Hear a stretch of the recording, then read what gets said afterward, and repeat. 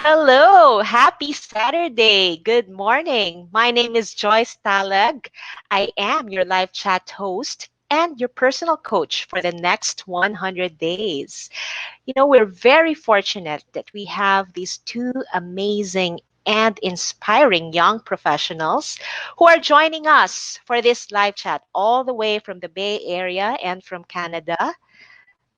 Everyone, please meet Henrika Lim and Jonathan Javier. Oh, there. Oh, there we go. How's it going, Joyce? Hi, it's good. How are the two of you? Amazing, amazing. I actually just did a workshop like 5 hours ago. And yeah, I love doing workshops, so this is fun. So Thank you for making time for us. You've been doing workshops like what, every day? literally every day. Like we have like an event actually tomorrow, hmm which has like 3,600 signups and it's like all day. So yeah, it's something that I love doing, but passion comes from energy, and that's where I get my energy from. A lot of these amazing people, including the people on this call today. So yeah. hmm Hopefully, you can infect us with your energy. I'll just introduce our viewers. Yeah, we ran a poll like a couple of days ago, and most of the viewers are mid career professionals like me, probably some Gen X, older millennials. We have young professionals, some fresh graduates, mostly from Ateneo, and a few students who are looking for internships. Viewers, okay. Hopefully, we can have an interactive discussion. All right. Um, where is this? Okay. So we'll be looking at your comments from the stream. We have, I think, two of your friends who already hopped in. So feel free to shoot in any questions that you have. But, okay, since this is a learning session, I'd like you to take note of number one, the prevailing mindset of these two young, intelligent, and really passionate individuals here. Then take note also of the SSRs. Those of you who have been with me during the summer would know what this means. S meaning their strengths. What are their characteristics? What are the values that they have, the mindsets that they apply to their respective situations? The other S are the skills. And the third, which is the R, are the external resources that they tap in order for them to have their own wins. In this case, the resources that we have are Henrika and Jonathan. Okay, so why don't we start? Jonathan, okay, you're very young and I love your energy. You're so inspiring. Everyone knows that you came from a non-target school, and yet you've already been to three dream companies that Snap, Google, and now Cisco. Hmm. Tell me, what was in your mind at the time that you left college? Oh yeah, awesome. First off, thank you so much for having me, Joyce. Really appreciate it. Yeah, so my mindset was, yeah, I came from a non-target school, like a non-traditional background route, where the system really taught me in regards to if you apply to hundreds of jobs, you'll receive feedback from at least one. But in fact, I didn't hear back from any. Who here in the chat has felt that way in this Facebook Live? Who here has felt that way? If you have, put a sad face into the comments. Sorry, I'm looking at it from the other side to see if there's people put sad face in the comments. But that was me, sad face, Mm, right? Because I applied to these big dream companies and I realized that, especially when you come from these backgrounds, you can't simply just apply. You have to utilize different strategies. So that's when I thought of ultimately starting Wonsulting. It was Joseph said all nine of us, right? But that's when I basically started Wonsulting because my idea was to bridge the gap between non-target schools and non-traditional background students and then help them get into their dream careers. And it's all simply through LinkedIn. So that's why I teach so many different individuals, tens of thousands of students and job seekers, how to utilize LinkedIn, specifically with LinkedIn Message of how I got into Snapchat, LinkedIn content creation, which is how I got into Google, and then LinkedIn personal branding for Cisco. And the crazy part is I never applied to any of these. I simply just used LinkedIn. So yeah, if we can be able to bridge that gap between the two, that's important. And that's how the mission of turning underdogs into winners actually came about for Wonsulting. So if I can do it, you can too, especially for those on this call. Oh, thank you for that. Now let's get to Henrika. I did pick up a couple of points there, and we'll get back to that. Henrika, you were living a comfortable life here in Manila, and for some reason, you chose to leave your comfort zone, and move there in Canada where you don't know anyone. What motivated you to do that? Yeah. Well, first of all, the idea started when I was in junior year in high school, and it was the time when I had to pick what program I wanted to do for university. And at that point, I still did not have a clue on which program I would want to go, what school. And so I thought that I needed a change in environment and wanted to grow personally, and um, that needed I needed to leave home and essentially like explore what's out there beyond the comfortable life that I always knew. Okay. You know, when you leave your comfort zone and you go on exploring, there is a need for a strong support system, right? Mhm. So, without your family there with you in Canada, what did you rely on? Actually, my faith, I would say, helped me a lot. Um, uh, yeah, so it was my faith that kept me strong and made me independent, where I did not have to rely on other people to seek comfort or um, companionship or whichever. And it was that carried me through. And obviously, leveraging technology, I always stayed in touch with family and friends. It's so easy nowadays. It's like one click of a button and you get to see them over FaceTime. Okay, leveraging technology. Jonathan and Henrika, I've been getting messages and news from friends, mainly here in Manila, of being laid off, losing their clients who are based in other countries. So, the reason why I held this live chat is for these friends, for these people who are watching us, to get into LinkedIn so that they will be able to access opportunities. Now I'm curious, what should be the kind of mindset that they have once they go to LinkedIn and start optimizing their profiles? Good, Jonathan? good question. So, what I say is, who here has gotten affected by COVID-19 or from layoffs? Put into the chat if you have. If you have, say just say that you have. When you are affected by one of these things, whether it's layoffs or being furloughed, etc., you got to look at it. There's two different ways that you can look at it. Number one, you can fall down, meaning that you utilize this you're unmotivated to do anything, and you blame external factors in which you were affected by, or you can fall up. Fall up meaning ultimately utilizing it as motivation to see that it isn't rejection, but it's simply redirection into your industry. And how you can do that is simply being vulnerable on LinkedIn.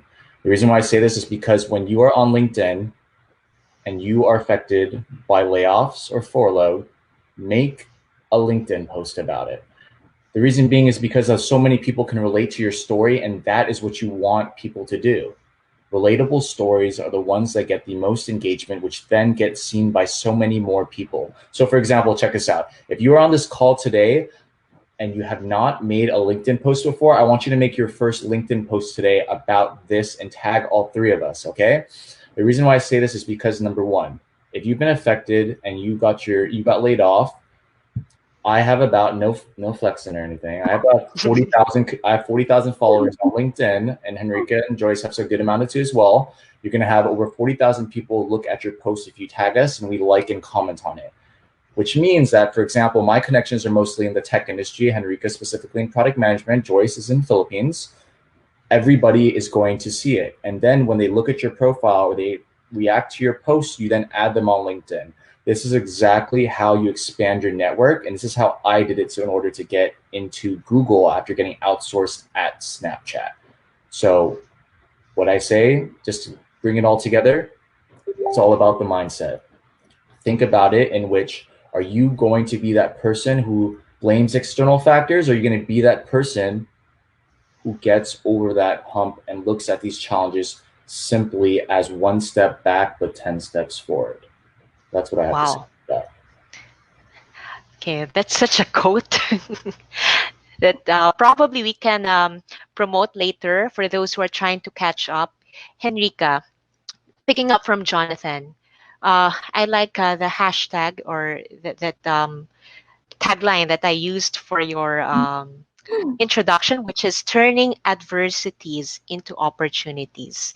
You graduated at a time wherein there are massive layoffs, everybody's almost in quarantine, and yet, well, you have all these opportunities out there for you. So tell us, how did you go about it?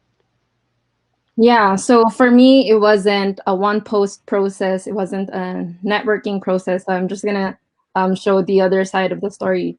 I was able to get an offer after submitting, I think, only about 15 applications without a referral. And the reason why I think I was able to achieve that is because it was an everyday process for the past 4 years, ever since I came to Canada as an international student. Sorry, it's past 5 years. I made a lot of sacrifices, and I really made sure I know my priorities straight to get good grades, to get a bunch of internships, to join clubs at university, so that I could really have a good resume under my belt, so that when I apply, I am a much more competitive and confident candidate. Wow. So, from what I heard you say just a while back, you build on it. Nothing happens in an Overnight. instant. Yes, not overnight. I remember I have friends telling me that, I'm not actively looking for a job. So why should I update my LinkedIn? Why should I be on LinkedIn? But the thing is, I'd like to share an experience. And this is like the very, very old way of how I used LinkedIn. Um, when was this? Like probably 3, 5 years ago. I just started adding clients who I met or who I had back in my first job. And it was at the time that I transitioned into my second career that I was able to reconnect with one of them thanks to LinkedIn. And that's how I got my first big project as a consultant. Now, the thing is, you might not need it now, but you build on it. And in Henrika's case, you actively networked even outside of LinkedIn. And I think this is how the two of you are fusing together. Henrika, you talk about a lot of life hacks. Jonathan, it's a mix of life hacks and LinkedIn strategies that are very specific, very doable. Henrika, just going back to you, you talked about your life skills. Now let's talk about the LinkedIn hacks that you just recently used. You have a community of 1,000 and more that you Yeah, just built. Yeah. Tell us about it. yeah. So I wasn't really an active LinkedIn user before, but when COVID happened, I came to the platform more often, and that's when I was able to utilize LinkedIn actively and met my co-found all of my co-founders. The first one being Grace, through a coffee chat. So essentially, that's what you do on LinkedIn. You find there she just commented. You find people who have common interests with you, or maybe if you are actively looking for a job, like what Jonathan said, maybe look for a recruiter, a hiring manager, whoever, and send them a personalized invite, and get hop on a call with them and try to connect. So for me, that's what happened between me and Grace. We instantly clicked on our first coffee chat, and we met on a Monday that week. And on a Friday, we launched a survey, or more of an interest form, where we uh, let people who are interested in product management sign up and join what was then only a book club and a summer project challenge. And eventually it evolved into a huge community of aspiring product managers. Wow. And from what I know, there are product management leaders from these big companies who have joined your community for mentorship. Is that correct? Yes, that is correct. We have over 20 mentors, and a lot of this was because We, like, after our events, we would encourage our attendees to post what they learned from our events on LinkedIn, and to tag, speakers and us. And when we would comment on their posts, essentially those those product leaders who have connections with other product leaders would see would see product buds. And increasingly we get more interest from all of these mentors who are reaching out to us now and wanting to volunteer their time. So before, when we started, during our first 2 weeks, we were doing all the outreach to find speakers, but now we are actually the one who is not really turning down speakers, but we would say, well, we can't accommodate you now because we have all these events lined up, because of a massive interest from both community and mentors to want to help out in product buds. Hmm. Those of you are in middle management, and if you're watching this, you're looking for talents that you can develop and that you can soon tap for your respective companies. I think this is one way of doing it. Finding LinkedIn communities, looking for the next talent in your LinkedIn network. You don't have to be a recruiter. That's what I'm hearing now. Because I think what's happening because of the disruptions due to COVID is that we're becoming more lean and diverse when it comes to our functions. So as early as now, you can probably spot potential talents. And who knows, you might just hire somebody from the other side of the globe. Wow. Okay, we've been talking for just 15 minutes, but I think the conversation has been rich already with a lot of things and insights that we can use. Hmm. Going back to Jonathan, okay, one of the common comments that I hear from my friends here is that, I don't want to add a complete stranger on LinkedIn, or I don't want to approach like this person. He's like a CEO, or he's like a well-known, I don't know, some VP of a big company. I don't want to approach him. He doesn't know me. So, what are your thoughts about that kind of thinking and probably a fear of approaching others on LinkedIn? Yeah, great question. So, what I'd say to this is that what is the worst thing that can happen if you reach out to a VP or a CEO? The worst thing that can happen is simply they do not reply. Just like fine, right? So, yes, you should try to connect with strangers who are specifically in companies or fields that you are interested in. The reason being is because even if you're strangers right now, imagine you becoming friends in the future, and imagine you starting your own company and your own businesses and communities such as Product Buds and Wonsulting, right? I've actually not met any of these people from Product Buds in person, but I feel like I know them already because of that genuine connection aspect that you should do, especially when you're networking on LinkedIn. So what I say to that is simply this: everyone who's on here, reach out to people that you're scared of reaching out to. I know it's uncomfortable, right? But uncomfortability is important because that means you're growing and advancing. So if you are uncomfortable with doing something specifically on LinkedIn, that means you're doing something right.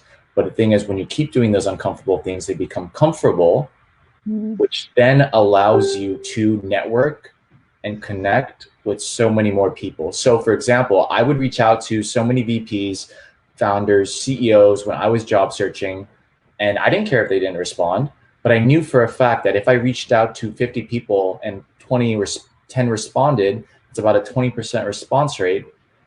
I only need that one person to believe in me. If you have one person that will believe in you, that makes the difference. So remember that, just to tie it all in together. Even though one person doesn't respond, guess what? You move on. You move on because if you look, there's about a million other professionals and recruiters that you can reach out to. The thing is, people focus on the 1% of people who won't respond to you. Focus on the 99% of positivity around the world, because in fact, when you do, you'll see that things are going to work out. I love that. Managing your focus, taking note of your attention. Like right now, what are you currently focused on? Everyone's on Facebook. We're talking about all the negativity that goes on around the world, right? But there, on the other side of negativity are probably the possibilities that you have. Okay, I'm curious, Jonathan, how were you able to figure out who to reach to on LinkedIn? How I found out the people was Mhm. simply searching them. Everybody, it's so easy to network on LinkedIn. Like, people think it's extremely complicated when in fact it isn't. So for example, I know most of you are in the Philippines, correct? Did you all know Mhm. that you can literally go to your search bar, search in the all filters, you filter it to Philippines, and then you go search whatever position you're specifically interested in. So for example, let's say that I'm looking for a recruiting specialist role at X company.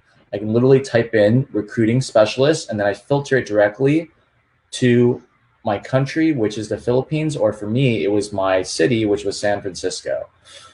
Why I tell you this is because when you are networking with people, you want to connect with people who share something in common with you, whether it's in regards to your university, your ethnicity, or where you're from in your country, or the same groups that you're a part of. And that's why, for example, like for people on this call who are from the Philippines or from your, whatever respective countries you are from, would you rather help someone who is specifically, let's say, from the Philippines? Would you help someone who's from another country, or would you help someone who's from the Philippines, who's from your own background? I think the latter. When you share something, a similar story between you and an individual, those are the people you reach out to because you share that thing in common and you will relate to that. The mistake that people make too as well is that they connect with someone and I'll be like, hi, Henrika, I saw that you worked at Poly. I want to learn more about Poly. I'm treating her like a professional, which is fine. But why not treat people like human beings? We are all human. And if you treat someone like a human being, they will treat you the same way. So do unto others as they will do to you. And you will see not only things coming into fruition, but you'll see results. Okay, I like that. Finding shared connections. And from how it sounds like right now, it's all about humanity, empathizing. And one way of doing that is by finding shared connections. I think, Jonathan, the reason how we met through LinkedIn was because we have a shared connection, right? Um, you both went to the same university. Is that correct? That's right. That's Okay. right. Mm-hmm. Mhm. During my time, when I was starting in the corporate world, I was in sales. And it so happened that I met a client who went to the same university as I did. And because of that, he helped me by introducing me to his entire batchmate. Like, I know this is no longer allowed. He gave me a list of all his batchmates from grade school to college. And that's why I never ran out with clients for that company. So, moving now to LinkedIn, okay, I was able to build an alumni network. This alumni helped me at the time that I was starting in my career. How does one do that on LinkedIn? Yeah. So how you build your network? That was a question, right, Joyce? Mm-hmm. Yeah. Maybe starting from, yeah, people who went to the same school as you. Yeah. So how you can do this is simply your university. You go to your university's page and you go to the alumni section.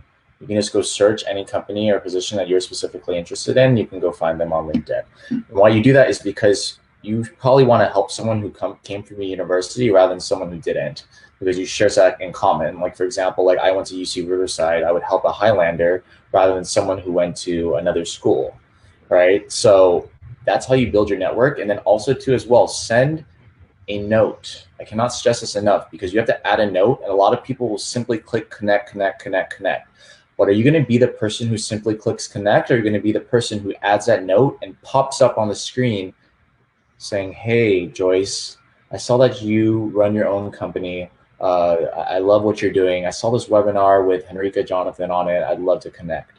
That is more personal rather than you simply clicking a connect button. Okay. That's what's important, right? So when you're connecting, make sure to, number one, add alumni, and you can do that from the alumni tool. Number two, add a note. Make sure you add a note. Number 3, look at their profile. Actually take time to look at their profile and see who they are as a person. And you can simply see that by looking at the about section. You can see what they're passionate about. Like in my about section, I have exactly what I'm passionate about. Imagine you going up to someone and being like, hey, I saw that you're passionate about this. I am too, right? Or I say, hey, Joyce, I saw that you like the Beatles. I'm just assuming you like the Beatles, Joyce, because I see the Beatles little drum in the background, right? But you know what I mean? You see what I mean? So it's basically just starting that conversation simply through those methods. And if you're able to do so, you turn from an underdog into a winner, which is basically our mission. So it's having the eye for details that you can use. And for those in sales like Elena, okay, you can go over your clients or prospects' LinkedIn profiles and see what they have on their About section. The two of you have very interesting, well written about sections and headlines. I wonder how are you able to craft those? Probably that took a while to compose. Henrika, would you like to answer first? Yeah. So for me, I think it's realizing the power of storytelling that forced me to really craft that narrative, right? And yeah, so I literally um, look back on all my photos and calendars to see everything that I have gone through ever since I came here as an international student, and kind of map that out to see what my journey has been like. And that was kind of the basis for how I created my About section, where it's really a form of a narrative. So instead of it being a summary of, I am a fourth year or I am a graduating student, it was more of adding the human element to it, because I think that's what LinkedIn should be. It should add more color to you as a candidate, more than whatever's not shown on the resume should is what your LinkedIn should serve as well. Wow.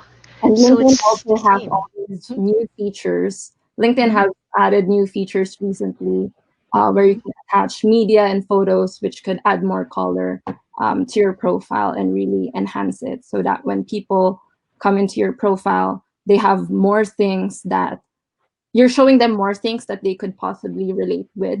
And that would make that connection, like what Jonathan is saying, that personalized connection, it would facilitate that process.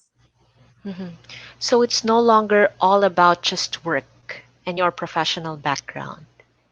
Okay. How about you, Jonathan? That's a very well written and engaging summary that you have on your profile.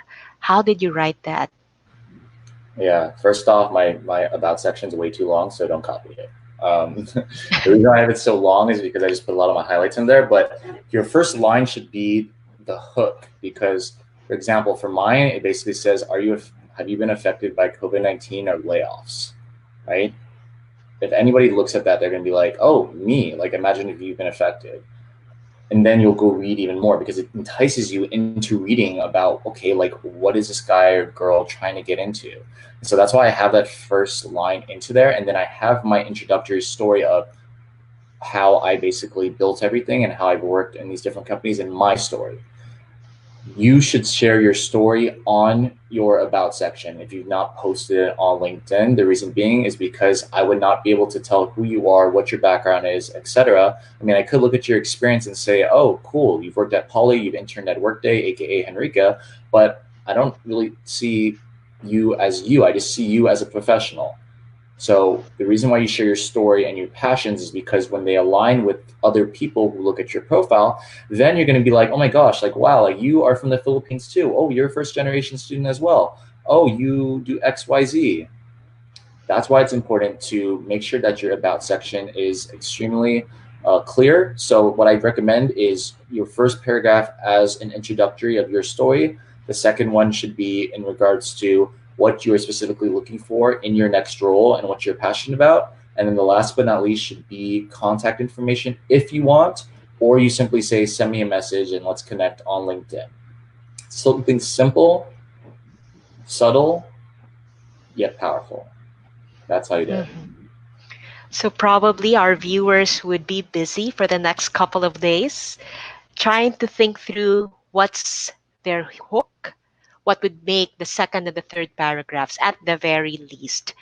Now, going to your headlines, because these are what we see right away. Like when you comment on, let's say, a common friend's or a common connections post, we see not just your name, but the headline. What is a strategic way of crafting a headline on LinkedIn? Yeah, so I'd say your headline should, so if you are job seeking, do not put seeking job opportunities. Okay, the reason why I say this is because I've literally reached out, I've literally talked to so many people who have that and they never say they ever get reached out to. The reason why is because like everyone is obviously on LinkedIn to search for job opportunities. 80% of people are, like if I'm being real. So how you do this is simply this. You put aspiring X field, let's just say aspiring product manager, something like that, right? Because what happens is the keywords, you got to think as a recruiter. Everybody, when you're on LinkedIn, think as a recruiter. This has changed my mindset significantly, especially with job searching. If I'm a recruiter and I see, for example, that Henrika is has a headline that says seeking opportunities, and I don't know what she's seeking, then I'm just going to go skip her, right? But if I'm using LinkedIn specifically with my LinkedIn recruiter and I go look for product management specifically with the keywords, and I see that she's aspiring product manager, then I'm going to be reaching out to her. Okay, so make sure that your headline clearly states exactly what you're trying to get into if you're looking for a job. If you're not, make sure that it has whatever you are currently in right now. Example, for mine, CEO founder of Wonsulting, which is the first part, but then the second part is strategy and operations at Cisco, and then X, Google, and Snap.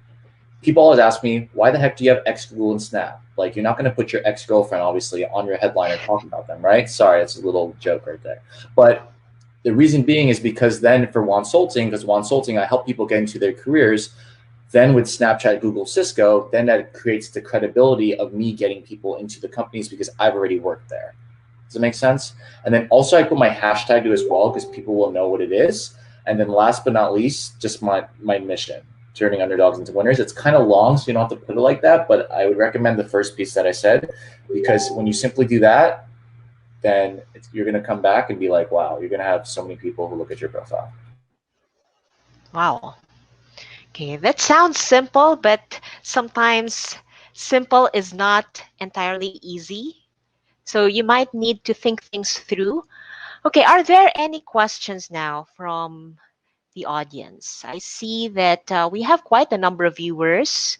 Some are putting in their comments and they agree with you. You have your friends, Joseph, Shin, Grace, David.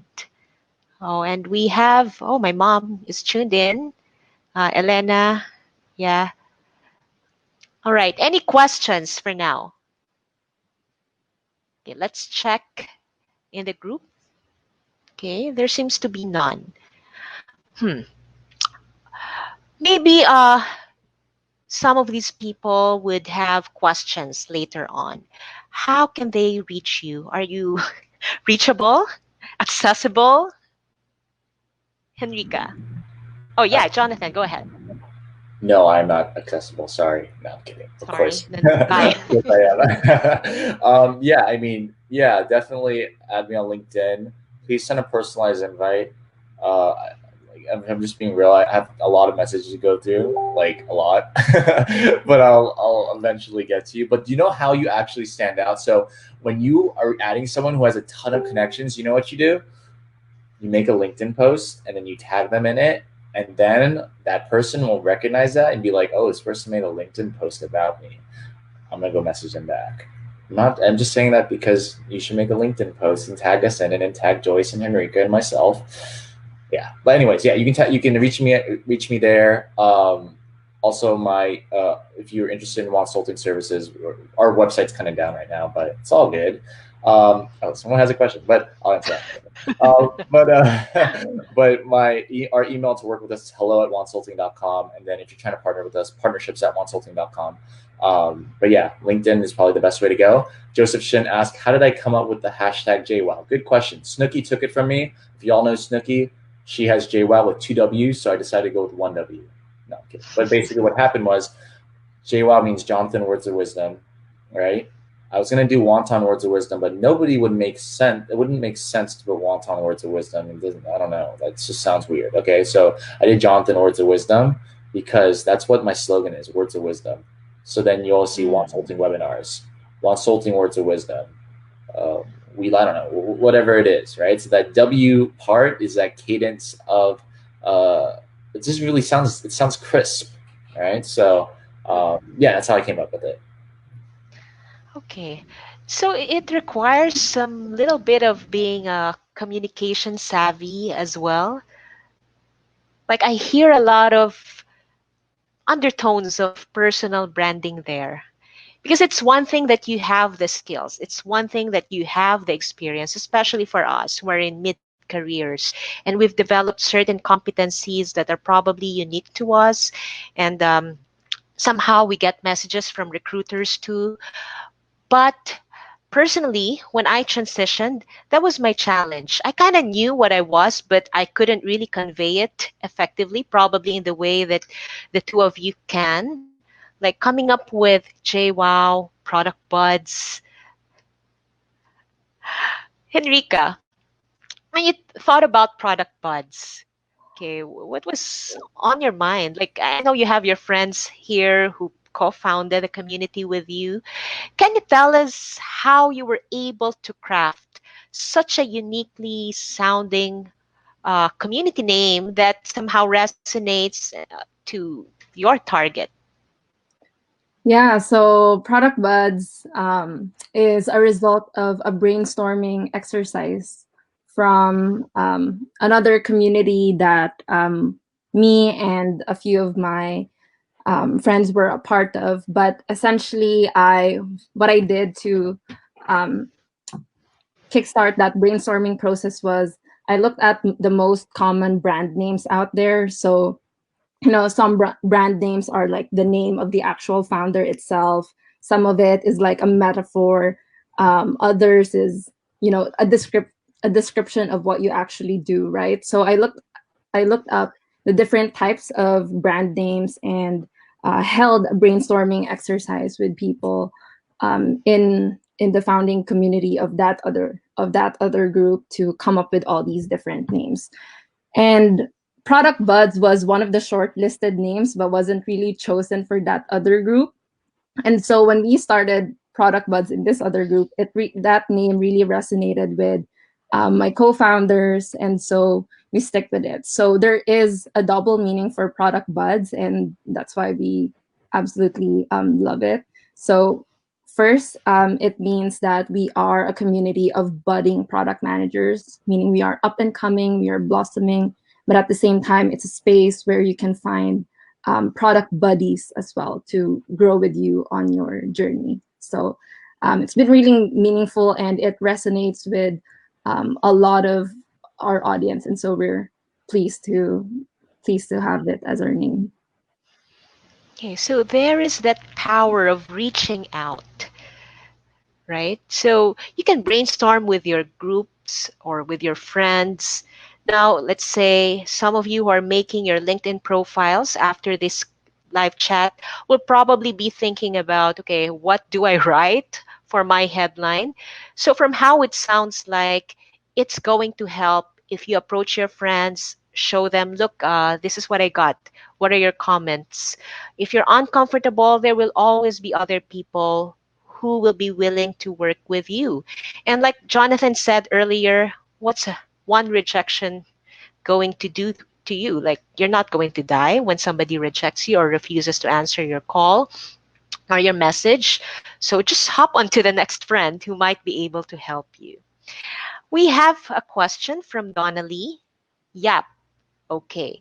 Some people get tapped for career opportunities on LinkedIn and some don't.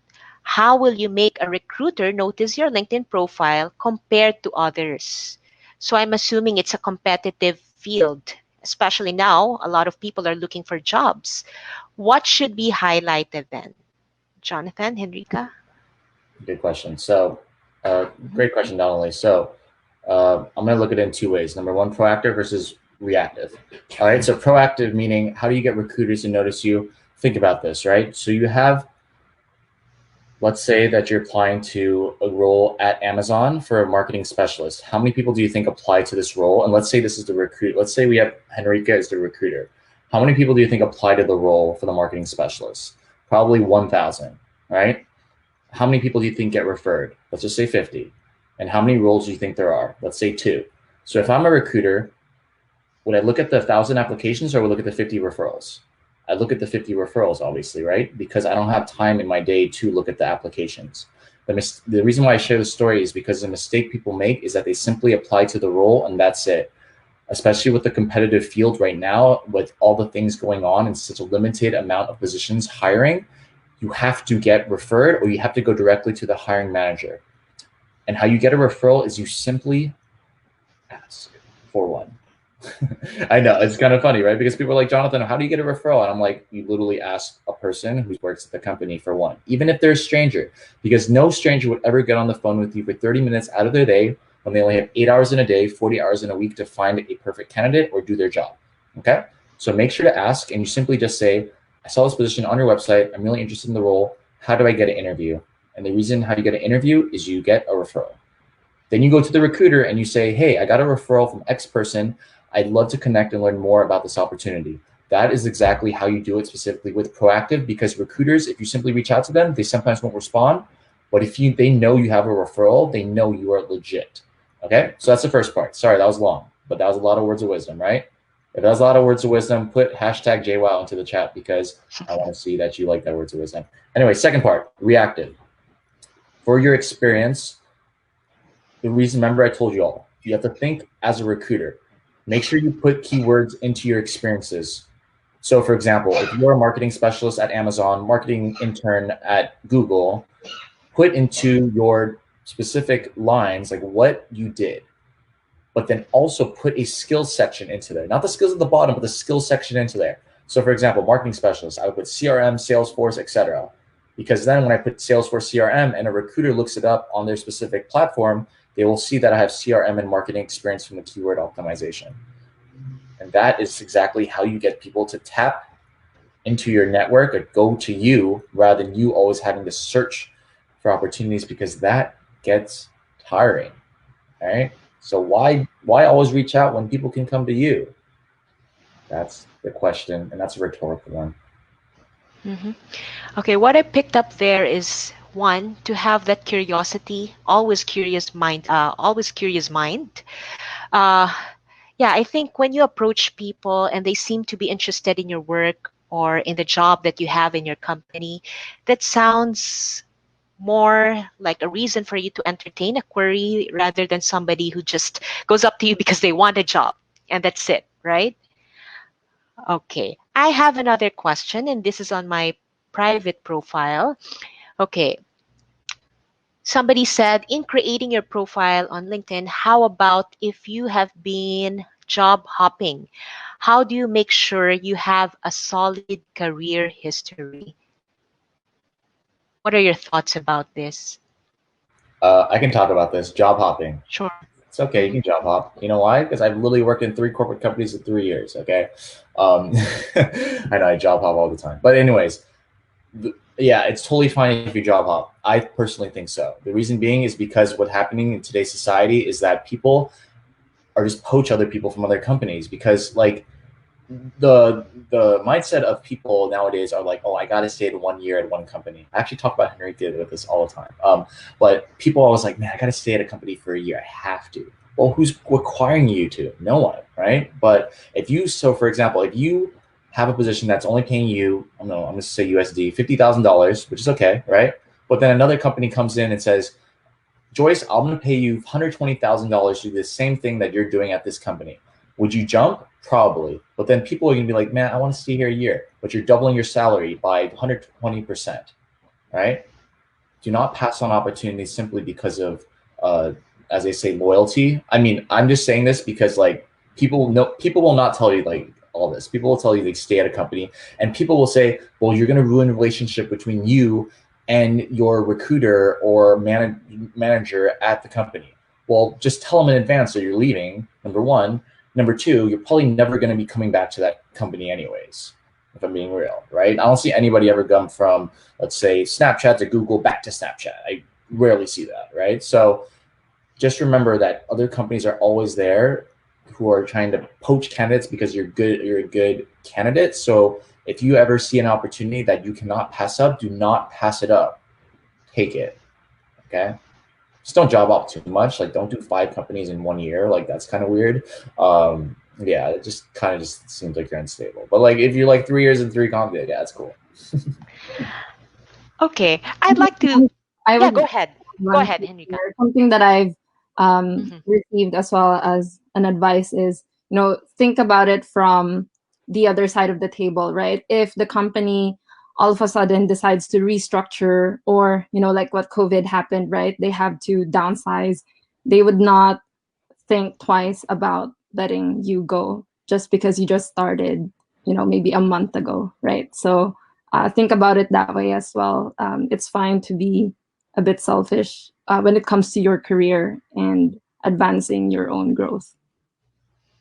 Wow, thank you for that. There's so much wisdom there from these Gen Zs. Although I think the older generations might not necessarily agree. I was talking to a Gen Xer like maybe 2 weeks ago, and when we talked about our vision of our careers when we were fresh out of college, we realized that for one, we were among those who would think that we have to stick to one company for the rest of our lives, something like that. Okay. The second is that our idea of success is moving vertically on the corporate ladder, which is what's not happening nowadays. From how I see it, like it seems that the movements are more horizontal, and there seems to be more benefit in being exposed to a wide variety of functions and industries. Like I see it from what I do now, I feel like I can talk to just about anyone because I've been to utilities, I've been to banking, financial sector, I've been exposed to a conglomerate that are doing pretty much everything from car manufacturing to healthcare and all these things. So, just maybe we have like a couple of minutes left. Jonathan, you talked about 3 companies. I'm curious about the functions that you held in those 3 companies. Are those the same? How do they relate to each other? Do they build on each other? Great question. So the only reason why I worked in 3 companies in 3 years is because simply that no one told me I could do it. No one told me I could get into Snapchat, Google, or Cisco because of my background. So I was just like, okay, I'm just going to go show you guys that I can do it, and I'm going to leave, and I'm just going to prove you all wrong. But that's one factor. But the actual factor too, as well, is check this out. Who here is entrepreneurs? Are you guys entrepreneurs on this call? Maybe so, maybe not, maybe so. I don't know. Okay, There are but some. if you're an entrepreneur, this is what I always say to people. If you're trying to open up your own, let's just say your own chicken adobo restaurant. Let's just say that, right? Who here likes chicken adobo? I hope all of you. Chicken adobo and sisig, okay? Let's just say chicken adobo and sisig, okay? With halo halo. Okay, anyway, so your own Filipino restaurant. We're talking about Filipino restaurant. If you're trying to open up your own Filipino restaurant, what do? How do you learn the ins and outs of making a Filipino restaurant? You could read it, right? But how do you open up a successful one? The answer is you work in a successful Filipino restaurant first as a worker. Because if you learn their processes, you can implement them directly to your own company. This is exactly what I did specifically for mine, because people always ask, Jonathan, why did you jump in 3 companies? It's because the 3 roles are all different and they're all implemented into Wonsulting. Example, first one at Snapchat was user operations, specifically how to communicate with customers. The second one, Google, which is ads, which I don't even do yet, but I will. And number 3 is Cisco, which is community building, for strategy for community building. You see? So you implement all those 3 and to put into your own company. Why would I ever reinvent the wheel when I could look at a $1 billion company and say, hey, this company is successful, why can't it be implemented into mine? That is the mindset that I had. And then also too as well is I wanted to work into 3 tech industries: software, hardware, and startup. And those 3 are all in those fields. So that's kind of the mindset that I had. And that's the mindset you can have too as well if you're trying to do your own company or make your own. Wow. Wow. You had a long-term vision. That's how it sounds like to me. So it's not yet too late for those of you or like me who are in mid-careers. If we're thinking about transitioning to being an entrepreneur, founding our own startup, as early as now, we have to think through our next steps. This is actually a good time for us to start recalibrating our plans. I know COVID has disrupted our lives, and to some of us, the impact is way worse than what we expect. But the thing is, this is also a good time to start reevaluating our next steps forward. Are we on the right path? Maybe we can also ask the hard questions like, what's our life and career vision? Because Jonathan, I think you you have something in there that made you consider these three companies, these three functions. Henrika, as early as college, you had your vision of success, whatever that meant for you. And I remember in our own conversations, you kept on talking about your relationship with your mom and how you want to show your mom that, you know, sending you to Canada is worth the investment. So having that vision would allow you to come up with, okay, what are the best ways to, start or explore the opportunities out there. Wow. Maybe my last question now is, okay, for the two of you, Henrika, you're still in the early stages rather of your career. I'm curious. Right now, you have product bots. It's doing really well. You have a great job at as a product manager at Poly. What is your next step forward?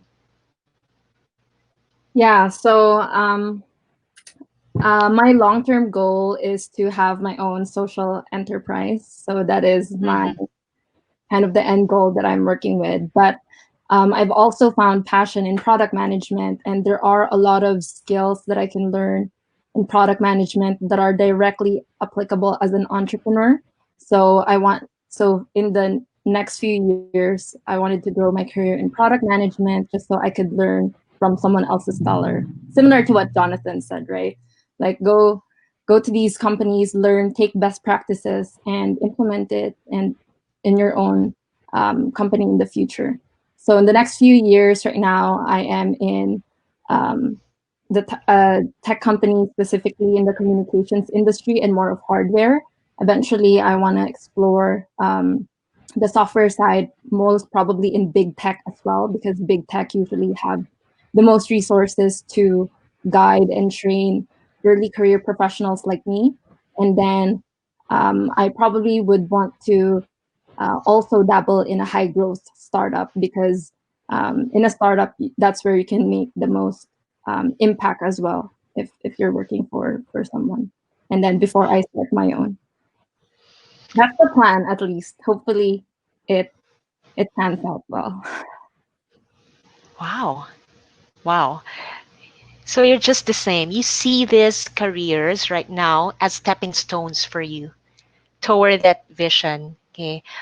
Nicole, Bea Francisco, okay, they also commented on our community.